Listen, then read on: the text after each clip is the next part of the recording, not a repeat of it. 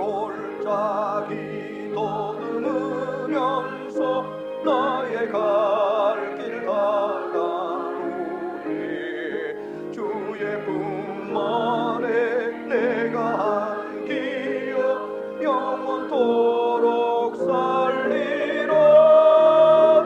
열린 천국 문 내가 들어가 세상 짐을 내려놓고 빛난 멸류관 받아 쓰고서 주와 함께 다스리리. 오늘 주시는 말씀 아가서 3장 6절에서 4장 6절까지 올시다. 자, 이제 제가 봉독해 올리겠습니다. 연기 기둥과도 같고 몰약과 유황과 장사의 여러 가지 향품으로 향기롭게도 하고 거친 들에서 오는 자가 누구인고 이는 솔로몬의 연이라. 이스라엘 용사 중 60인이 옹이하였는데 다 칼을 잡고 싸움에 익숙한 사람들이라. 밤의 두려움을 인하여 각기 허리에 칼을 찾느니라. 솔로몬 왕이 레바논 나무로 자기의 연을 만들었는데 그 기둥은 은이요 바닥은 금이요 자리는 자색 담이라. 그 안에는 예루살렘 여자들의 사랑이 입혔구나. 시온의 여자들아 나와서 솔로몬 왕을 보라. 혼인날 마음이 기쁠 때에 그 모친의 씌운 면류관이 그 머리에 있구나. 내 사랑 너는 어여쁘고도 어여쁘다. 노을 속에 있는 내 눈이 비둘기 같고 내 머리털은 길르앗산 기슭에 누운 무리염소 같구나. 내 이는 목욕장에서 나온 털 깎인 암양 곧 새끼 없는 것은 하나도 없이 각각 쌍태를 낳은 양 같구나. 내 입술은 홍색 실 같고 내 입은 어여쁘고 노을 속의 내 뺨은 석류 한쪽 같구나. 내 목은 군기를 두려고 건축한 다윗의 망대 곧 일천방패 용사의 모든 방패가 달린 망대 같고 내 두 유방은 백합화 가운데서 꼴을 먹는 쌍태 노루새끼 같구나. 날이 기울고 그림자가 갈 때에 내가 모략산과 유향의 작은 산으로 가리라. 요한복음 지난번에 강의할 때 끝나기 한 2달 전부터 제가 요한복음이 끝이 나면은 아가서를 강의하겠습니다 하고 제가 미리 예고를 했어요. 그러고서 그 다음부터는 얼마나 고민을 많이 했는지. 그 오늘 본문의 말씀 중에서 4장 1절에서 5절은 대단히 선정적인 표현입니다. 아가서 전체 내용 가운데서 오늘의 본문 중에 하나인 4장 1절에서 5절까지가 가장 선정적인 표현이고 많은 목사님들이 설교할 때 설교를 하기가 거의 불가능할 정도의 그런 내용들이지만 저도 마찬가지로 처음에 아가서를 잘 몰랐을 때 본문 바로 4장 1절에서 5절 사이 때문에 건너야 될 다리니까 힘이 들었었어요. 그래서 한 주지나 두 주지나 시간이 지날수록 초조해지고 그래가지고 나중엔 제가 혼자서 그런 생각을 했어요. 성도들한테 공개적으로 내가 사과를 하고 내가 아직 아가서를 설교할 실력이 안 됩니다. 내가 좀 더 공부를 하고 나중에 합시다. 내가 다른 걸 하지요. 근데 그러려고까지 마음을 먹었어요. 그러다 참으로 우연한 기회에 지난번에도 말씀을 드렸습니다만 독일 신학자인 하인리히 에발트의 아가서에 대한 해석을 그 자료를 얻게 됐어요. 제 서재에는 책이 참 많은데 그 책들 중에는 제가 읽지 않은 책들도 많습니다. 우연찮게 절대로 읽지 않던 한 책을 들었어요. 그래가지고 읽는데 그 가운데 상당 부분이 바로 하인리히 에발트의 아가서에 대한 해석이 기록되어 있더라고요. 전 너무 놀랐어요. 물론 이제 에발트가 극화시킨 아가서의 구조 해석은 따라가면서도 그 아가서에서 에발트가 발견한 메시지는 제가 발견한 메시지가 다르기 때문에 그거는 안 따라가요. 근데 구조가 제게는 엄청난 도움을 줬던 것입니다. 물론 제가 설교하지 않은 성경이 아직도 남아 있습니다. 그런데 아가서를 설교하면서 이런 거를 발견하게 돼요. 성경은 창세기에서 시작돼 가지고 펄쭉 뛰어서 아가서로 오고 아가서에서 펄쭉 뛰어서 요한복음으로 가고 요한복음에서 펄쭉 뛰어서 요한계시록으로 가면은 끝이 나버리는 게 성경이고 그 사이의 것들은 그런 과정을 해석해주고 보여주는 드라마의 보조 역할을 하는 그런 것이로구나 하는 걸 발견하게 됩니다. 성경은 이 세상이 이 유니버스가 시작하는 것으로 시작을 해서 마지막 유니버스가 끝이 나는 종말을 기록한 것이 성경책인데 그 성경 66권에 그것을 전부 분해해 보면은 세 개로 나누어집니다. 하나는 창세기 1장 1절로부터 시작해서 창세기 11장에서 끝이 나는 노아의 홍수까지. 그러니까 창조로부터 노아의 홍수까지가 한 텀이에요. 거기에는 노아의 가족 8명만 살아남고 나머지 사람들은 다 죽어버리는 인류의 종말이 기록이 되어 있습니다. 그 다음에는 창세기 12장부터는 아브라함이 등장하면서부터 유대교회의 종말을 보여주는 한 텀이 또 나와요. 그 다음에는 마지막 예수 그리스도께서 하나님의 아들이 이 땅에 나타나시는 거로 시작을 해서 기독교 교회가 종말을 고하는 것이 바로 또 하나의 과정입니다. 그래서 세 개의 종말이 기록이 되어 있는 것이 바로 66권의 성경책이옵시다. 생각을 해보세요. 우리가 성경책을 덮고서 가만히 눈을 감고 생각을 해보세요. 영원이라는 도대체 계산할 수 없는 시간, 그 멀고 먼 언젠지 모르는 그 영원으로부터 오다가 갑자기 영원에 시계가 들어가 버렸어요. 그래서 하나님이 창조하실 때 제일 먼저 빛과 어두움을 창조하신다고 그러면서 낮밤을 가르게 하시면서 그것은 즉 무엇인 거니? 타임을 창조하신 거예요. 영원이라고 하는 건 타임이 존재하지를 않아요. 시간이. 근데 하나님께서 이 우주를 창조하실 때 제일 먼저 창조한 게 시간이에요. 즉 우주는 시간 속에서 돌아가는 제한된 것이라고 하는 것입니다. 그러다가 이제 그 창조에서 시작돼서 인류의 종말이 오는데 요한계시록에 따르면 종말이 오는데 그 종말이 끝이 나면 다시 또 영원으로 들어가요. 그러니까 놀라운 사실은 영원이라고 하는 세계 속에 시간이라고 하는 아주 짤막한 한 텀이 생겨버리고 말았어요. 그거는 눈 깜짝할 새에 지나가는 시간들입니다. 영원의 길고 길고 멀고 먼 그런 시간을 생각을 하면은 인류의 역사, 그거는 눈 깜짝할 사이에 지나가는 순간에 불과한 거예요. 그럼 왜 하나님께서 영원이란 세계 속에 계시다가 왜 갑자기 우주를 만드시고 이 땅 지구를 만드시면서 왜 시간을 만드셔서 그렇게 짤막한 사라져버리면 다시는 오지 않는 그런 허망하고 허무하고 그런 시간을 왜 만드셨을까? 왜? 그 만드셨으면 또 그냥 계속 가게 하지 왜 또 끝장을 내려고 똑 떨어진 하나의 섬과 같은 왜 그런 것을 만드셨을까? 근데 성경은 전체적으로 그 속에서 하나님의 사람이 만들어지는 것을 기록하고 있어요. 하나님의 선택한 사람들이 거기에서 구원을 받는다라고 표현이 되어 있고 그것은 곧 하나님의 사람으로 명시가 됩니다. 그것을 구약에서는 하나님의 군대라 이렇게 표현합니다. 하나님께서는 무슨 목적이신지 모르지만은 영원 속에 계시다가 갑자기 시간을 만드시면서 당신의 사람, 당신의 군대를 만드시고 계세요. 당신의 군대가 하나님이 생각하시는 만큼 수가 되고 그게 끝이 나면은 그 다음에 지금 이 세계는 널설이거든요. 이 널설이 같은 하나의 이 세계는 끝장이 나고 없어져 버리고 사라져 버리고 맙니다. 이 우주도 완전히 사라져 버려요. 그래서 기독교를 종말론적인 종교라 이렇게 얘기를 합니다. 그러니까 성경 안에서 유대교회든지 기독교 교회든지 어떤 교회든지 간에 영원할 것이라고 생각하면 넌센스입니다.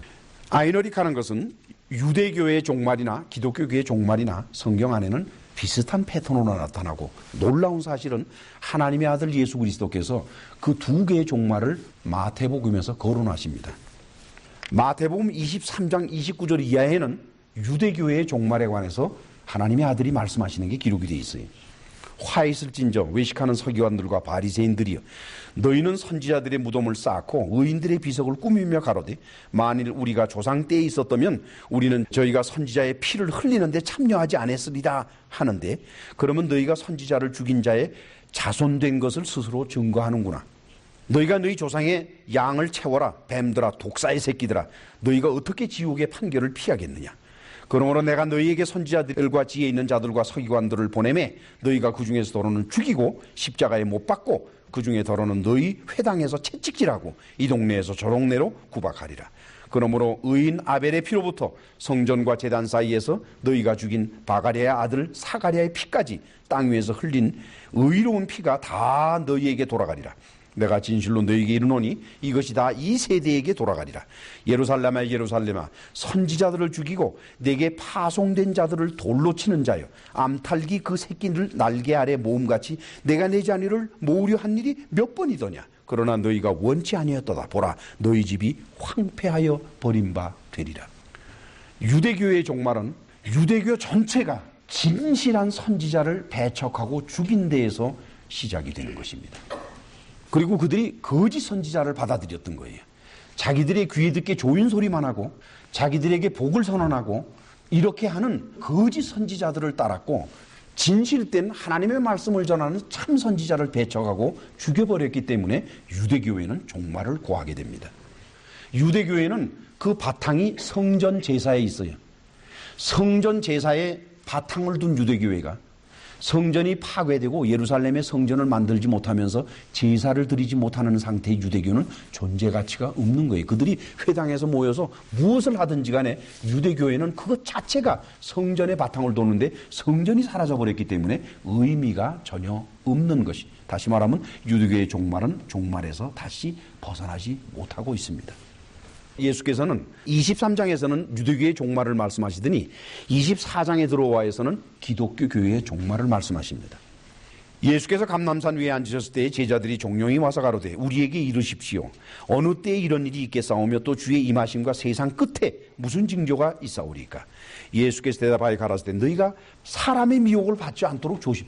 너희가 제일로 조심할 것은 사람의 미혹을 받지 말라 이게. 왜냐? 많은 사람이 내 이름으로 와서 십자가를 걸고 예수 그리스도의 이름을 부르면서 내 이름으로 와서 이르되 나는 그리스도라 해야 많은 사람을 미혹할 것이다. 난리와 난리 소문을 듣겠으나 너희는 삼가 두려워 말라. 이런 일이 있어야 돼 끝은 아직 아니니라. 민족이 민족을 나라가 나라를 대적하여 일어나겠고 처처의 기근과 지진이 있으리니 이 모든 것이 재난의 시작이니라. 그때 사람들이 너희를 환난에 넘겨주겠으며 너희를 죽이리니 너희가 내 이름을 위하여 모든 민족에게 미움을 받으리라. 그때 많은 사람이 시험에 빠져서 서로 잡아주고 서로 미워하겠으며 거짓 선지자가 많이 일어나서 많은 사람을 미혹하겠으며 불법이 성함으로 많은 사람의 사랑이 식어지리나 그러나 끝까지 견디는 자는 구원을 얻으리라. 이 천국 복음이 모든 민족에게 증거되기 위하여 온 세상에 전파되리니 그제야 끝이 오리라. 이는 그때 큰 환란이 있겠습니다. 창세로부터 지금까지 이런 환란이 없었고 후에도 없으리라. 그날을 감하지 아니할 것이면 모든 육체가 구원을 얻지 못할 것이라. 그러나 택하신 자들을 위하여 그날들을 감하시리라. 그때 사람이 너희에게 말하되 보라 그리스도가 여기 있다 보라 저기 있다 하여도 믿지 말라. 거짓 그리스도들과 거짓 선지자들이 일어나서 큰 표적과 기사를 보여 할 수만 있으면 택하신 자들도 미혹하게 하리라. 이것이 기독교 교회의 종말이올시다. 여기서 거짓 선지자리라 하고 거짓 그리스도라 하는 것은 기독교 교회의 교역자들을 말하는 겁니다. 교회 목사나 또는 때에 따라서는 장로들도 그 속에 포함이 될 수가 있는 거예요. 거짓 선지자들, 즉 거짓 목사들과 거짓 장로들이 나타나서 할 수만 있으면 택하신 자들도 미혹하게 할 것이다 하는 게 하나님의 아들의 예언이에요. 그러면 예수께서는 거짓 그리스도와 거짓 선지자들에서 언급을 안 하셨을까? 요한복음 15장 18절 이하에 이미 예수님은 당신이 이 세상에 이 땅에 계실 때에 거짓 선지자들과 거짓 그리스도들이 누구인가를 예언하셨습니다. 세상이 너희를 미워하면 너희보다 먼저 나를 미워한 줄을 알라. 너희가 세상에 속하였으면 세상이 자기의 것을 사랑할 터이나 너희는 세상에 속한 자가 아니요 도리어 세상에서 나의 택함을 입은 자인 고로 세상이 너희를 미워하느니라. 내가 너희더러 종이 주인보다 더 크지 못하다는 말을 기억하라. 사람들이 나를 핍박하였은 즉 너희도 핍박할 터이요 내 말을 지켰은 즉 너희 말도 지킬 것이라. 요한복음에서 사도 요한이 예수님이 하신 말씀을 인용해서 세상이라고 표현한 코스모스는 제가 누차에 걸쳐서 여러분에게 말씀을 드렸습니다만 그건 유니버스를 말하는 게 아닙니다. 코스모스라고는 헬라어는 sometimes 유니버스로 해석이 되기도 하고, 그런데 예수께서 코스모스라는 헬라어를 쓰실 때에는 물론 예수께서 설교하실 때 아람어로 설교하시지 헬라어로 설교는 안 하셨습니다. 나중에 복음서를 기록하는 사람이 아람어로 설교하신 예수님의 말씀을 복음서를 기록하는 기자들이 복음서로 헬라어로 기록했을 뿐이지 예수님 자신이 갈릴리 지방의 출신이시기 때문에 갈릴리 지방은 아람어를 썼어요. 갈릴리 아람어라고 하는 언어를 썼어요. 그래서 베드로도 그렇고 다들 그 아람어를 씁니다. 근데 이제 복음서 기자들이 그걸 이제 헬라어로 바꾼 거죠. 그때 복음서 기자들이 헬라어로 바꾸면서 그 코스모스라고 그 단어를 썼던 것은 그게 룰이래요. 룰. 법이기 때문에 그래요. 법에 의해서 통치되는 세계를 코스모스라고 그럽니다. 그래서 그거를 아람어로 표현되는 거는 간단히 나올 수가 있는데 왜냐면 율법의 세계니까. 그런데 헬라어에는 그게 마땅한 단어가 없어서 그래서 코스모스라는 단어를 썼던 거예요. 율법의 세계를 세상이라고 우리말로 번역이 된 것이 옳시다. 근데 이게 누구냐 이게? 그 세상이 너희를 핍박한다 이게. 율법의 세계가 너희를 핍박한다 이게. 그래서 이거 왜 그러냐 이게. 내 말을 지켰은즉 너희 말도 지킬 것이다 하는 우리말로 지켰다라고 번역된 헬라어는 누차에 거쳐서 말씀드렸습니다만 테레오라고 하는 단어입니다. 근데 테레오라고 하는 것은 영어로 말하면 watch over예요. watch over, guard. 그러니까 보호하고 지키고 보관하는 것을 말합니다.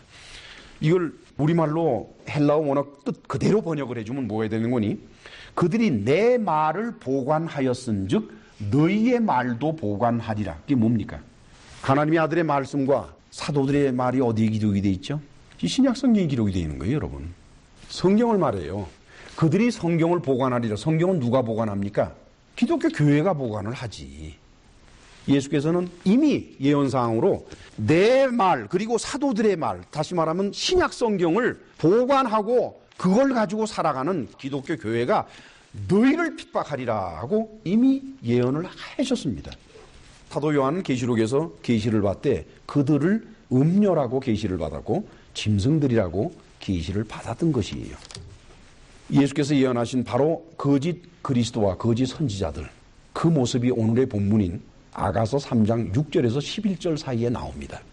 내가 몇 번 말씀을 드렸습니다만 아가서는 남녀간의 사랑 이야기가 아니올시다. 아가서 결혼의 순수성 그렇게 보면 그렇게 볼 수도 있겠지만 그러나 그렇게 보기에는 너무 선정적이고 목사로서 교회 안에서 설교할 때는 입에 담기 어려운 게 바로 아가서라고 하는 것이 옳시다. 그렇다면 아가서는 남녀간의 사랑 이야기를 교회 사람들에게 전하라고 하는 하나님의 뜻일 수가 없어요. 이것은 바로 그리스도 교회의 종말을 노래한 그런 시입니다. 3장 6절을 보니 연기 기둥과도 같고 모략과 유향과 장사의 여러 가지 향품으로 향기롭게도 하고 거친 들에서 오는 자가 누구인고. 연기 기둥 같아요. 멀리서 오는데 뽀얀 먼지가 일어나는데 이 사막에서 오는 거니까 그러니까 와일드네스거든요. 그러니까 광야에서 오는 거니까 뽀얗죠 먼지가. 말을 타고 막 달려오니까. 그 다음에는 모략과 유향과 장사의 여러 가지 향품으로 향기롭게도 하고. 여러분 사람의 몸에서 나는 채취라고 하는 것은 아주 좋은 것입니다. 여러분 우리가 몸을 정결히 하고 있으면은요 몸에서 나는 채취가 있어요. 이게 나이가 먹으면 조만 이게 냄새가 섞여가지고 그러잖아. 노인네 방에 들어가면 코를 잡고 애들이 그런다고. 나이 먹어서 나는 냄새인데 젊었을 때 나는 채취는 참으로 향기롭고 아름답습니다. 사실상 향수를 쓸 필요가 없어요. 향수에서 나오는 향내가 어찌 인간의 몸에서 나오는 향내를 따라갈 수가 있겠소? 그런데 이제 그게 여러 가지 이유로 인해서 몸에서 나는 향내가 오염되고 사라지고 나빠지니까 하는 수 없이 돈을 주고 향수를 사서 뿌리는 거예요. 여기서 지금 모략과 유황과 장사의 여러 가지 향수를 사서 뿌린 향내 냄새가 진동하면서 온다는 얘기 뭐예요? 내추럴하지 않다는 거예요. 자연스럽지가 않다는 겁니다. 여러분 자연스러운 향내는 몸 안에서 나옵니다. 자연스럽지 못한 향내는 몸 밖에서 나는 것이 옳시다. 이것은요 여러 가지 의미를 내포하고 있어요. 누구냐 그랬더니 이는 솔로몬의 연이라 그랬어요. 우리말로 연이라고 번역했는데 이게 미타라는 게 히브리어가 미타라는 단어인데 그거는 카우치예요. 그 다음에 bed chamber라 그래가지고 여러분 말이죠. 이 로마 시대 때 영화나 이 옛날 영화를 보면 말이죠. 마차가 달려가는데 앞에 말이 끌고 마차가 가는데 마차가 앞뒤를 꽉 막았어. 문도 꽉 닫은 마차가 있어요. 근데 그 속을 들어가 보면은 거기 침대가 있다고요. 그러니까 요즘으로 보면 침대차 열차. 그나 마찬가지로 침대가 있어요. 이렇게. 그거를 바로 미타라고 말합니다. 근데 그걸 우리말로 연이라고 번역을 했는데 이게 한자인데 연이. 지금 솔로몬 왕이 침대차 속에서 누워서 오는 거예요. 이스라엘 용사 중 60명이 옹위하였는데 다 칼을 잡고 싸움에 익숙한 사람들이라 밤에 두려움을 인하여 각기의 허리에 칼을 찼다 이게. 여기 이스라엘의 60인 용사가 거창하게 이 솔로몬이 타고 오는 침대 마차를 옹이하면서 옵니다. 그러니까 얼마나 대단해요. 여러분 그 60명이 보호하고 오면은요 먼지가 다 뽀얗고 정신이 나갈 정도로 굉장한 거예요 그게. 그런데 그 사람들이 전부 칼을 찼어요. 이게 왜 칼을 찼냐 그랬더니 아가서 기록에는 밤의 두려움 때문에 칼을 찼다는 거예요. 밤의 두려움. 우리말로는 그냥 두려움이라고 번역을 했는데 이 두려움도 여러 가지입니다 여러분. 우리말로 두려움이라고 번역된 히브리어가 파차하드.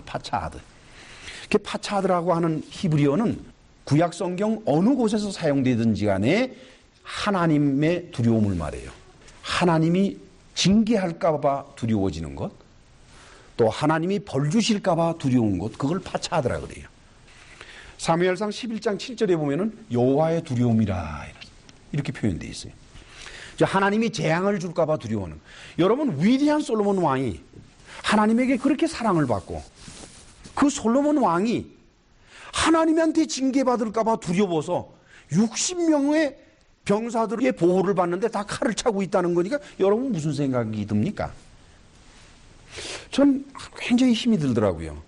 솔로몬 왕이라 그러면은 아버지 다윗만큼은 못해도 하나님의 사랑을 많이 받은 사람이고 또 하나님의 은혜를 많이 받은 사람인데 이 사람이 어찌하여 하나님이 자기를 치실까 봐 겁이 나서 그 두려움 속에서 이렇게 택도 않은 짓을 하고 있을까? 사람이 60명이 칼을 찬들 하나님의 징계에 재앙에 무슨 수로 대항을 할 거예요? 참 헛되고 헛된 인상이에요. 여러분 얼마나 우스운 줄 아세요? 저 방에 가면 귀신 나올 것 같아가지고 막 도망와가지고 문을 탁 닫아. 그러고는 휴 한다고. 세상에 귀신이 있다 그러면 영이 문 때문에 못 들어오겠어. 인간의 어리석음은 여기에 있는 게요. 문 하나 차이 두고서 그쪽에 들어가면 덜덜덜덜 떨다가 이쪽에 오면은 후 하는 이게 어리석고 어리석은 인간이라. 하나님의 재앙을 칼로 대하려고 하는 솔로몬의 그 마음이 얼마나 어리석고 어리석은 것이겠소? 이건 엄청난 풍자예요. 여러분 아가서는 대단한 풍자를 담은 거예요. 그 다음에는 이제 베드쳔바의 모습이 나와요. 솔로몬 왕이 레바논 나무로 자기의 연을, 즉 자기 침대 차를 만들었는데 그 기둥이 은이고 바닥은 금이고 자리는 자색 담이라 이게. 그러니까 그 의자에다가 천을 씌운 거를 이거 말하는 겁니다. 그럼 얼마나 화려하겠어요. 아유, 은기둥으로 오고 금바닥으로 까. 그런데 그 다음에 놀라운 말이 나와요. 보세요. 그 안에는 예루살렘 여자들의 사랑이 입혔다는 거예요. 사랑이 입혔다. 리체파. 그 리체파라고 하는 건데, 리체파라고 하는 히브리어는 페이먼트, 도로 포장한 거예요. 포장을 해버린 걸 말해요. 침대차 안이 예루살렘 여자들의 사랑으로 포장이 돼버렸다. 페이브먼트가 됐다면 뭘 말하겠어요? 그 침대차 안에서 얼마나 많은 여인들이 들락날락 했겠냐 하는 거예요. 얼마나 많은 여인들이 그 속에서 솔로몬과 얼마나 많은 일들이 있었으면은 페이브먼트가 됐다라고 말을 했겠냐 하는 것이에요. 그러면 그 침대차에 지금 여자가 있냐? 지금 없어요. 혼자 타고 오고 있어요. 그건 뭘 말하는 줄 아세요, 여러분? 그렇게 수없이 많은 여자들과 관계를 가졌지만 솔로몬은 사랑하는 여인이 없다고 하는 거예요. 여러분, 부유한 자가 자기의 부와 권세를 가지고 수없이 많은 여자를 소유할 수는 있습니다. 그러나 사랑을 소유하기는 어렵습니다. 오히려 가난하고 힘들고 어렵지만은 두 부부가 서로 애쓰며 살아가는 그 과정에서 두 사람의 진정한 사랑이 존재할 수가 있는 거예요. 부는 사랑을 절대로 이루지 못하는 것이고 권세도 사랑을 못 이루는 것이. 솔로몬을 보십시오. 침대차 안이 온통 여인들과의 사랑으로 보포를 하도록 입혔다고 그랬는데 지금 이 순간 그는 사랑이 없는 거예요. 그러면서 술람미 여인아 들어오라 그러면 다들 정신없이 막 뛰어들어오는데 너는 왜 안 들어오니? 혼인날 마음이 기쁠 때에 그 어미가 씌운 멸류관이 머리에 있더라. 솔로몬은 참 한심해요.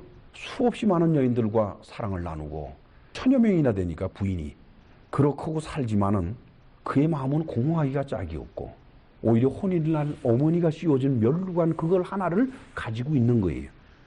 그건 어떤 의미에서 상징적인 의미가 있는 게 여러분 말이죠. 미국 남자들은 여자들도 그렇지만 미국 사람들은 이 결혼한 반지를 꼭 낀다고 그러죠. 난 이제 결혼한 사람이라 이게. 그게 하나의 상징이에요. 난 결혼했다. 솔로몬도 마찬가지. 혼인날 씌워진 멸류관을 씌워서 자기는 혼인을 했다라고 표시했는데 뒤로 못된 짓은 다 하는 거예요. 그런 거를 풍자가 되는 겁니다, 여러분. 자, 이것이 하나님께서 왜 이와 같은 솔로몬의 모습을 노래로서 기록하게 하셨을까? 오늘날 상업화된 대형교회 모습을 보면은 바로 이 솔로몬의 이 모습이 그대로 보입니다. 오늘날 대형교회에서는 복음의 말씀의 담백함이 발견할 수가 없어요. 큰 교회 초빙을 가서 한번 제가 설교를 한 적이 있는데 복음을 전하려 하니까 어느 정도 나가니까 사람들이 반응이 오기 시작을 하는데 나중에 그 담임 목사님이 나한테 그런 얘기 더라고요. 아이, 그런 설교는 이 조그만 교회, 지질이 궁상을 떠는 교회 가서 하는 거지. 우리같이 큰 교회 와서 그렇게 하면 안 돼요. 격려하고 위로하고 담백한 복음의 말씀을 전하기가 거의 불가능한 것이 대형교회의 모습입니다. 대형교회들은 상업화되면 일단 교인들을 감정적으로 고무를 시켜야 돼요. 일단 들어오면은 신바람 나게 들어와야 돼. 신나게 예배를 드리고 신나게 나가야 돼. 그리고 서로가 좋게끔 만들어줘야만 되는 거예요. LA의 크리스탈 처치라는 그 유명한 미국 교회가 있지요. 그 목사님도 여러분들이 잘 아시지. 그 교회에 갔다 오신 어떤 분이 얘기를 하는데 교회를 들어가니까 아, 여기가 천국이 나는 생각이 들더래요. 왜 그러냐니까 도열에 서가지고 어서 오십시오 하는 거란 말이에요. 그리고 들어가니까 천상에서 내가 노는구나 하는 느낌이 들더라는 거예요. 감정적으로 고무를 시켜야만 됩니다. 그 다음에 육체적으로 편안해야 돼요. 그러나 그 모든 예배가 눈에 보이지 않는 하나님께 드리는 예배라고 하면서 사실은 내면을 들여다보면은 눈에 보이지 않는 하나님께 드리는 예배가 아니라 눈에 보이는 목회자들이나 또는 교회 지도자들이 쇼업하는 장소가 되는 것이 바로 상업화된 교회들의 예배의 모습이에요. 한 번은 저하고 아주 친한 미국 목사인데 이 양반 르그란데라고 오레곤에 있지요. 펜들턴 지나서 오레곤 잘 모르시지 참. 제가 지금 살고 있는 트라이시티에서 조금만 한 30분 가면은 오레곤 들어가면 거기서 조금만 가면 펜들턴이라는 데가 있어요. 펜들턴을 지나서 쭉 가면은 르그란데라고 하는 아주 산 속에 있는 아름다운 도시가 있습니다. 아주 참 아름다워요, 도시가. 근데 거기에서 목회하고 사역하는 목사인데, 미국 목사인데, 한 번은 저한테 그래요. 신자들하고 의논을 해서 자기가 설교 시간을 다시 5분을 뺏겼대. 그래서 지금 얼마니까 15분 설교인데요. 그 전까지 20분을 설교했는데 요번에 5분을 뺏겨서 15분 설교했는데 이게 왜 뺏겼냐 그랬더니 어느 성도가 연주를 해야겠다 이게 그 시간에 예배당 앞에서 연주를 해야겠는데 그 연주하는 시간을 다른 데서 도저히 빼앗을 수가 없고 목사님이 설교를 줄여주면은 그 시간에 연주를 하겠다. 그래서 5분을 뺏겨서 지금 15분 설교를 한다고 그래서 15분 동안에 무슨 설교를 하느냐 그랬어요. 그 닫혀진 신자들의 마음을 여는데 그게 1, 2분 사이에 열어지더냐. 당신도 목사고 나도 목사고 설교하는 목사들인데. 그래서 신자들의 닫혀진 마음을 열기 위해서 우리는 서론을 하고 이래가지고서 마음문을 열지 않느냐. 그러고 나서 메시지를 집어넣으면 들어가더니 안 들어가지 않더냐. 그렇기 때문에 세상 이야기나 예화나 이런 걸 집어넣어서 메시지가 들어갈 길을 열지 않느냐. 맞다 이게. 그런 다음에 마지막 순간에 메시지를 집어넣는데 그게 20분에 가능한 얘기냐. 그 얘기를 잘못한 게 이 목사가 그 얘기 듣고서 사표를 냈어요. 그 교회에다가. 그 1년 후인가 그 교회를 찾아가니까 목사가 있어요. 목사님이. 그래서 어떻게 잘 됐느냐 그랬더니 사표를 내고서 가겠다고 그러니까 막 붙들어가지고 다시 5분 들여줘서 20분 설교하면 됐대. 이야기에서 아주 박수를 딥다 쳐줬는데 절도라는 얘기가 네가 와서 설교 좀 오래요. 교회 목회자들은 설교를 할 때 화려한 옷을 입고 치장을 많이 합니다. 심지어 대형 교회의 목사들은 등장하기 전에 화장을 해요, 안에서. 왜 화장을 하는지 여러분들 아세요? TV 카메라를 받아야 되거든. TV 카메라는요, 화장하지 않으면은 엉망으로 나와요, 얼굴이. 반드시 화장을 해야 빛을 흡수를 하니까 흡수를 하면서 나가야 TV에 잘 나온다고. 그러니까 안에서 화장을 착 하고 뭐 달고 넥타이도 그냥 수시로 갈고 나처럼 이렇게 1년 12달 이것만 차고 다니는 사람. 그 사람들은 화려한 제스처, 말솜씨가 아주 화려합니다. 그게 과연 진실한 예배일까요? 사도 바울이 로마서 12장 1절에서 2절 사이에 진실한 예배가 무엇인지를 딱 한 번 설명한 게 있어요. 그러므로 형제들아 내가 하나님의 모든 자비하심으로 너희를 권하노니 너희 몸을 하나님이 기뻐하시는 거룩한 산 제사로 드려라. 이는 너희에 드릴 영적 예배라 그랬어요. 우리말로 영적 예배라고 그랬고 영어로도 spiritual worship이라고 번역을 했는데 그 헬라어가 로기겐 하는 게 로기겐. 그래서 그게 이제 로기코스라고 하는 단어인데 로기코스라고 하는 단어는 문건이요. 로기온이 뭐죠? 로기온? 말씀의 word, 말씀의 말씀, 로기온 그러면. 그러니까 영적 예배가 아니라 스피칭 하는 예배라는 거예요. 예배를 드리되 설교가 있어야 한다는 거예요. 설교가 있는 예배가 바로 로기코스한 예배가 되는 겁니다. 복음의 말씀이 선포되는 예배가 진실한 예배이고 그 복음의 말씀을 받아들이며 감격하고 감사하는 그 신자의 마음이 바로 자기 몸을 산제사로 드리는 예배라고 사도 바울은 분명히 말하고 있어요. 예루살렘 여자들의 사랑이 입혔어요. 그건 뭘 의미할까요? 뭘 풍자했을까요? 교회가 엄청나게 큰 건물을 짓고 화려하게 카페트도 깔고 뭐 의자 뭐 이런 거 저도 예배당을 짓지는 않았습니다만은 서울에서 상가에서 예배당 꾸미고 그럴 때 지가 다 돌아다니면서 물건 사서 뚝딱거리고 붙이고 다 그랬어요. 그 한두 푼이 아니에요. 그거 엄청 비싸요. 게다가 앰프 시설 하나 좋은 거 들여놓으려고 그러면은 정신없어요. 정신없어. 자, 그러니 그 건물, 그 앰프 시설, 그 모든 것들 어디서 왔어요? 교인들이 헌금해서 한 것이고 헌물이고 노력봉사를 한 것입니다. 다시 말하면 교인들의 사랑이 도배질 하다시피 해서 만들어 놓은 곳이 바로 대형교회라고 하는 거예요. 물질 만능의 모습입니다. 여인들의 사랑이 침대차를 도배했구나 하는 얘기나 교인들의 헌금과 헌물과 헌신이 예배당을 도배했구나 하는 얘기와 무슨 차이가 있습니까? 근데 대형교회 가면은요 얼마나 징계를 두려워하는지 몰라요. 그리고 은근히 설교가 하나님의 징계가 빙빙빙 도는 설교를 해요. 그것이나 솔로몬 왕이 하나님의 징계가 두려워서 60명의 용사로 하여금 칼을 차게 한 거나 무슨 차이가 있는 것이겠소? 이제 모든 상업화된 교회들이 교인들을 끌어모으는 모습이 오늘 4장 1절에서 5절 사이에 나옵니다. 제가 봉독해 올리죠. 내 사랑아 너는 어여쁘고도 어여쁘다. 노을 속에 있는 내 눈이 비둘기 같고 내 머리털은 길르앗산 기슭에 누운 무리염소 같구나. 내 이는 목욕장에서 나온 털 깎인 암양 곧 새끼 없는 것은 하나도 없이 각각 쌍태를 낳은 양 같구나. 내 입술은 홍색 실 같고 내 입은 어여쁘고 노을 속에 내 뺨은 석류 한쪽 같구나. 내 목은 군기를 보관하려고 건축한 다윗의 망대 곧 일천방패 용사의 모든 방패가 달린 망대 같고 내 두 유방은 백합화 가운데에서 꼴을 먹는 쌍태 노루 새끼 같구나. 이 보세요. 표현이 어떻게 되어 있는가. 사람의 육체를 보면서 칭찬을 막 하는 거예요.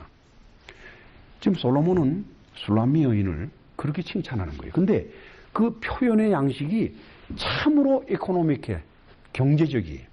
여기 얼마나 넌센스 같은 말이 나오는 거니? 내 이는 이빨, teeth. 내 이는 목욕장에서 나온 털 깎인 암양고 새끼 없는 것은 하나도 없이 각각 쌍태를 낳은 양이다 이게.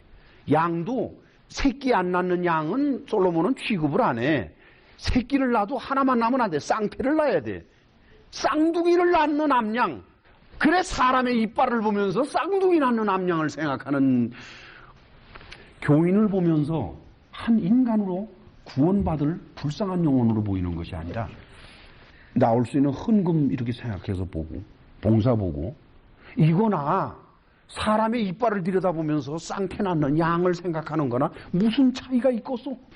교인들의 외모나 사회적인 위치나 또는 교인들의 경제적인 부의 정도나 이런 것들을 파악하고 검토해서 쓸만한 사람한테는 적극적으로 붙어가지고서 하고 별로 쓸모가 없는 사람들은 오거나 말거나 이런 식으로 만약에 교인들을 바라본다 그러면은 그것은 솔로몬이 지금 술람미 여인에게 칭찬하면서 꼬이는 그 모습이나 무슨 차이가 있겠소? 그리고 목사라는 사람이 이 단에 서가지고서 아무개가 얼마 헌금했다고 말하지를 않나. 또 헌금자의 명단을 읽고서 그 자리에서 봉투 들고 기도를 안 하나. 세상에서도 안 하는 짓들이 교회라고 하는 집단 속에서 벌어진다 그러면은 얼마나 하나님이 탄식을 하시겠소. 이는 마치 솔로몬이 술람미 여인을 어떻게든지 꼬이려고 오만 소리 다 하는 거나 어떻게 해서든 은근 많이 말고 그런 사람들이나 뭐 무슨 차이가 있겠소. 6절을 봉독합니다.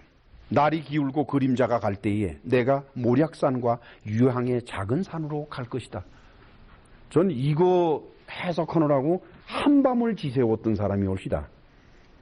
그 1절에서 5절까지는 내가 알겠는데 6절로 가니까 아니 왜 갑자기 또 그렇게 뭐 날이 기울고 저물면 모략산에 가고 유향의 산에 이거 왜 또 갑자기 솔로몬이 이게 무슨 소리를 하는 건가? 그리고 그것은 오늘날 상업화된 교회와는 어떤 연관이 있다는 것인가? 제가 기독군이 올시다. 근데 제가 산기도를 잘 다녔고 철야기도라 그러면 40일 이런 거는 밥 먹듯이 하는 사람이었고 금식기도 좋아했고 그렇게 하던 기독군이에요. 문득 생각을 했어요. 아 그래, 대형교회도 상업화된 교회마다 기도원 없는 교회 있나, 수련회장 없는 교회 있나, 맞구나. 날이 저물면 그리 가리라. 그러면 뭐 모략의 산과 유향의 산에 솔로몬이 내가 갈 테니까 너도 와. 그 왜 그러겠어요? 기도원이 무슨 역할을 합니까? 여러분들은 기도원을 잘 다니지 않으셔서 기도원을 잘 모르실 게야. 나는 기도원에 가서 살다시피 했던 사람이고 이 평신도 시절에 심리적으로 감정적으로 고취되는 겁니다. 기도원이라고 하는 것은 사람을 심리적으로 감정적으로 고취시키는 역할을 해요. 얼마나 많은 사람들이 기도원에 가서 헛것을 보는 줄 압니까? 얼마나 많은 사람들이 기도원에 가서 쓸데없는 기대를 가지고 오는 줄 압니까? 얼마나 많은 사람들이 기도원에 가서 현실을 망각하고 마치 마약에 도취하듯이 그래가지고 다시 내려오는 줄 압니까? 내가 그 경험을 했고 그 속에서 살았던 시절이 있기 때문에 나는 그거를 압니다. 모략산과 유향의 산으로 해가 기울면 가겄다. 무엇이 다르겠느냐 하는 것이 옳시다. 마태복음 6장 5절에서 8절에 예수께서 그런 말씀을 하십니다. 너희가 기도할 때에 외식하자는 자와 같이 되지 마라. 저희는 사람에게 보이려고 회당과 큰 거리 어귀에서 서서 기도하기를 좋아하느니라. 내가 진실로 너희에게 이르노니 저희는 자기 상을 이미 받았느니라. 너는 기도할 때 내 골방에 들어가 은밀한 중에 계신 내 아버지께 기도하라. 은밀한 중에 보시는 내 아버지께서 갚으시리라. 또 기도할 때 이방인과 같이 중언부언하지 말라. 저희는 말을 많이 하여야 들으실 줄 생각하느니라. 그러므로 저희를 본받지 말라. 구하기 전에 너희에게 있어야 할 것을 하나님 너희 아버지께서 아신다. 이게 기도가 무엇인지도 모르면서 구슬하듯이 기도원을 찾아가는 그 사람들에게 예수께서는 뭐라 그래요? 중언부언하지 마라. 골방에서 아무도 보지 않는 데서 그냥 앉아있어.